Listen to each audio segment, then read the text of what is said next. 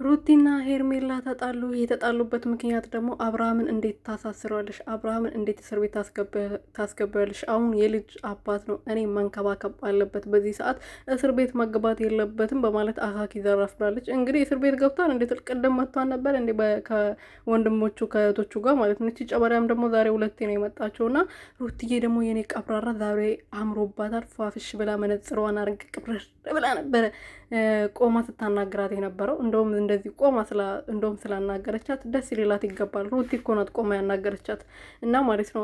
እንደ ጥሩ ሰው ሲያደርጋት ባሌን እንዴት ታሳስሪያለሽ? ስለ ባሏ እንግዲህ እየቆረቆራት ነው።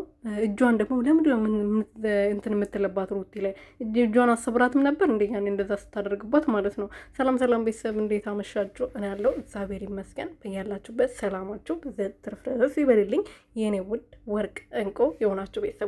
ለዚህ ቤት አዲስ የሆናችሁ ሰብስክራይብ፣ ሼር፣ ላይክ እያደረጋችሁ ቤተሰብ እንድትሆኑ በትህትና እየጠየኩኝ ሩቲና ሄርሜላ እቺ ሜሪ የምትባለው ዳንዬ ቀብራራው የሩቲዬ ወንድም የሩቲዬ መከታ መጥተዋል። እንግዲህ አብርሃም ትላንትና የስር ወረቀት ወጥቶበት ነበረ። በዛ ምክንያት እንግዲህ ሊጨቃጨቁ ነው። ያው ርዕስ ፈጥሯል። ትናንት ርዕስ ተሰጣቸው ነበር። ዛሬ ደግሞ ሰሞኑን ለአንድ ሳምንት እሱን ይይዛሉ፣ እንደዛው ይቀጥሉበታል ማለት ነው። እና ሄርሜላ ደግሞ እጅሽን የማንሳት ወይም ደግሞ የጣትሽን እንትን ማለት መብት የለሽም፣ ነግሬሻለሁ፣ ስነ ስርዓት ይኖርሽ። እኛን ይዘን ምን ቦጫጭቅሽ ማለት ነው። ስነ ስርዓት ይኖርሽ። ሩቲን አትንኪያት።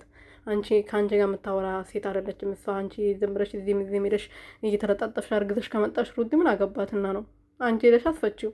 በአንቺ ምክንያት መሰለኝ የታሰረው ባልሽ። ስለዚህ ሄደሽ አስፈችው። የልጅሽ አባት አይደለ? አሁን ምን አገባት ሩቲ?